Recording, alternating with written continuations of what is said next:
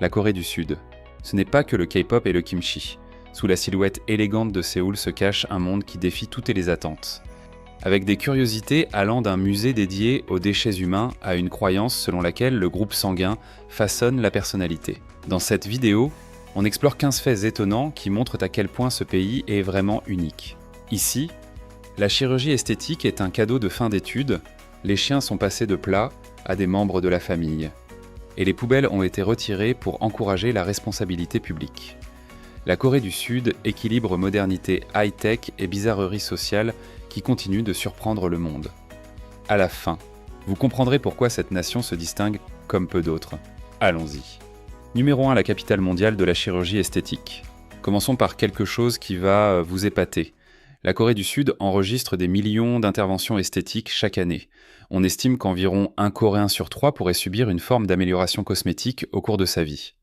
Cette tendance dépasse l'esthétique, elle reflète un changement culturel dans la façon dont la beauté et la présentation de soi sont valorisées. Dans le quartier de Gangnam à Séoul, des immeubles entiers abritent des cliniques esthétiques, avec des panneaux publicitaires pour des interventions allant de la chirurgie, des paupières doubles au remodelage du visage. L'une des opérations les plus courantes est justement la création de paupières doubles, car de grands yeux sont souvent associés à l'attractivité selon les idéaux de beauté coréens.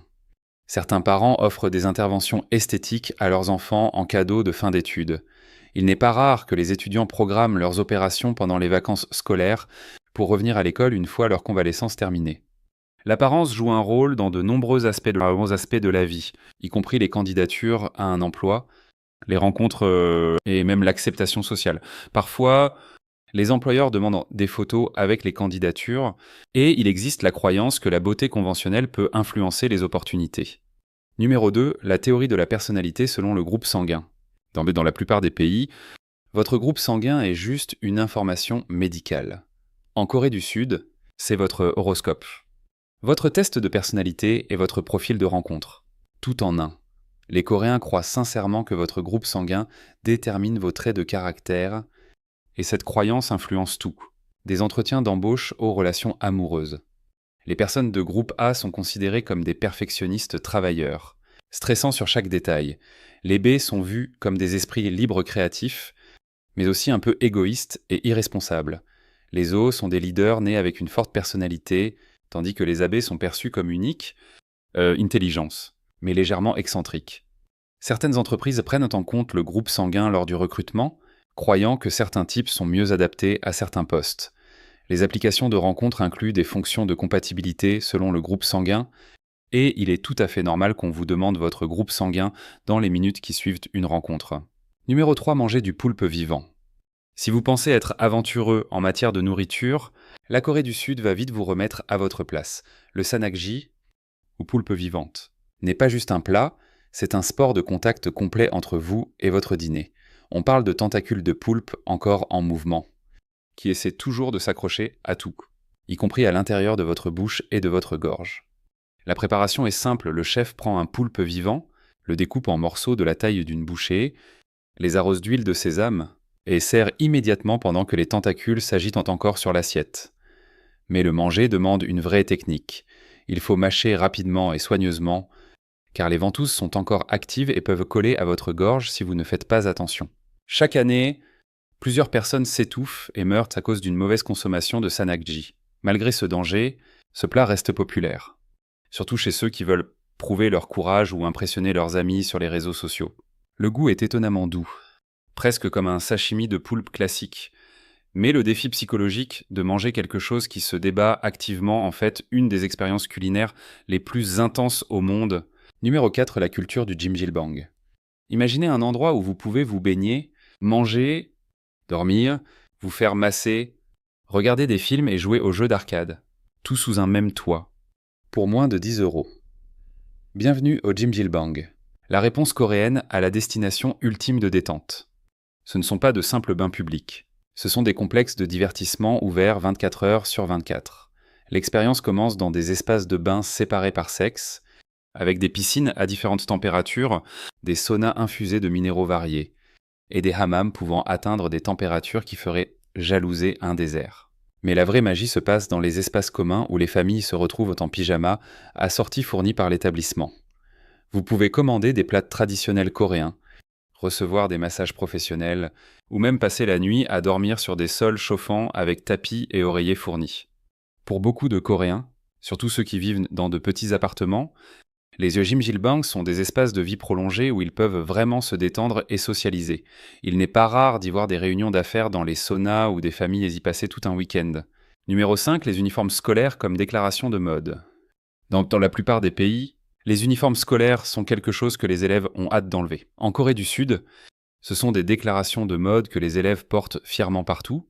Des centres commerciaux au premier rendez-vous, ce ne sont pas des uniformes ennuyeux classiques. Les uniformes coréens ressemblent à de la haute couture avec des blazers taillés sur mesure, des jupes parfaitement ajustées, des chemises blanches impeccables et des cravates coordonnées qui semblent tout droit sorties d'un drama coréen. L'influence de la pop coréenne a transformé ces uniformes en symboles de jeunesse et de style. Les idoles K-pop portent régulièrement des uniformes scolaires dans leurs clips et séances photos, en faisant des objets de mode aspirants plutôt que de simples tenues obligatoires.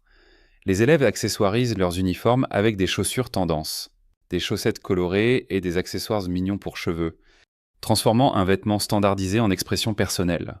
Ce qui impressionne, c'est l'adaptation saisonnière.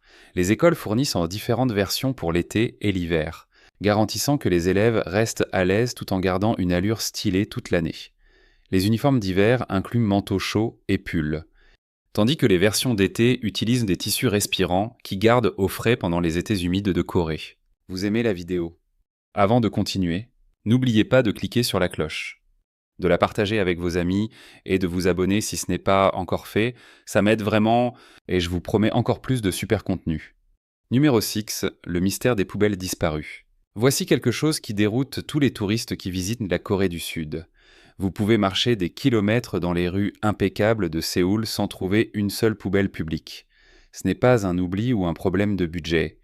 Le gouvernement sud-coréen a volontairement retiré la plupart des poubelles publiques dans les années 90.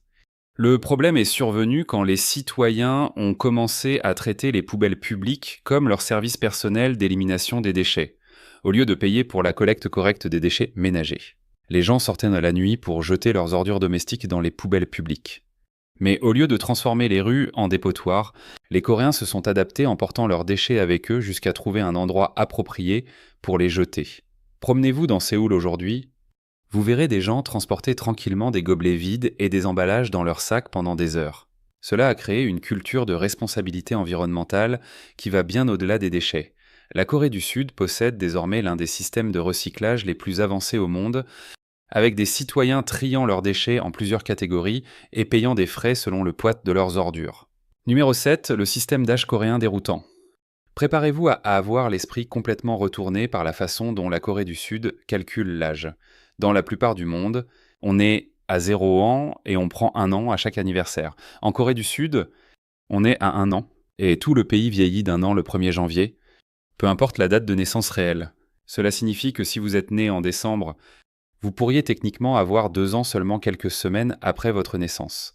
La logique derrière ce système est que les Coréens comptent le temps passé dans le ventre de la mère comme faisant partie de l'âge, considérant le développement fœtal comme une phase intégrante de la vie. La Corée du Sud utilise 3 systèmes d'âge différents en même temps, l'âge coréen, l'âge international et l'âge calendaire.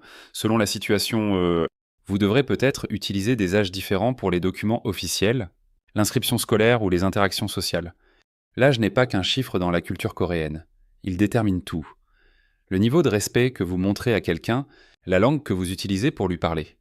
Et même votre position dans les hiérarchies sociales dépendent des différences d'âge. Être juste 1 an plus âgé change complètement la façon dont vous interagissez avec quelqu'un. Comment vous sentiriez-vous si votre âge changeait selon le calendrier ou selon la personne à qui vous parlez? Est-ce que ça vous embrouillerait ou vous fascinerait? Dites-le nous dans les commentaires. Numéro 8, la culture des tenues assorties en couple. Dans la plupart des pays, porter des tenues assorties avec votre partenaire romantique peut sembler ringard ou trop sentimental. En Corée du Sud, les tenues de couple sont une déclaration fière d'amour, profondément ancrée dans la culture des jeunes et les tendances des réseaux sociaux. Promenez-vous dans n'importe quel quartier populaire de Séoul, vous verrez des couples habillés de la tête aux pieds avec des vêtements coordonnés, t-shirts assortis, chaussures identiques, palettes de couleurs coordonnées et même accessoires synchronisés comme montres ou coques de téléphone. Ce n'est pas un hasard, c'est un branding relationnel intentionnel.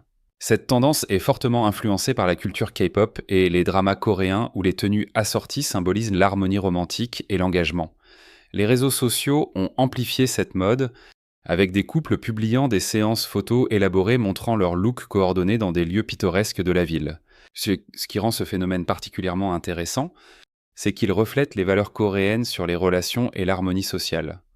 Porter des tenues assorties n'est pas qu'une question de mode, c'est une démonstration publique d'unité et d'engagement envers son partenaire. Cela montre au monde que vous êtes une équipe, que vous prenez des décisions ensemble et que votre relation est assez sérieuse pour coordonner votre apparence quotidienne. Numéro 9, le système de taxi codé par couleur. La Corée du Sud a transformé quelque chose d'aussi simple que de héler un taxi en un système sophistiqué de classification des services. La couleur du taxi vous dit exactement quel genre d'expérience vous allez vivre, et la différence entre eux, c'est comme comparer la classe économique à la première classe dans un avion. Les taxis blancs et gris sont l'option standard, avec des chauffeurs compétents qui vous emmènent du point A au point B en toute sécurité et à prix abordable.